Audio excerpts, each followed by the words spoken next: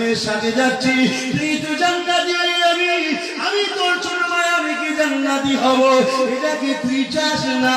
আজকে দিয়ে ভাই তুই ইচ্ছা করে হেরে যায়, আমাকে জিতিয়ে দি, কেননা আমি যদি হেরে যাই আল্লাহ নবী আমাকে সাথে নেবে না। চোখের ইশারা বড় ভাই বুঝে গেল, ইচ্ছা করে জড়িয়ে শুয়ে পড়লো। ছোট ভাই বুঝে গিয়ে বসে বলল, ইয়া রাসূলুল্লাহ, হাবিবাল্লাহ, হুজুর আমি জিতে গেছি, আমি জিতে গেছি, আমি জিতে গেছি। আল্লাহ নবী সবটা বুঝতে পেরেছে।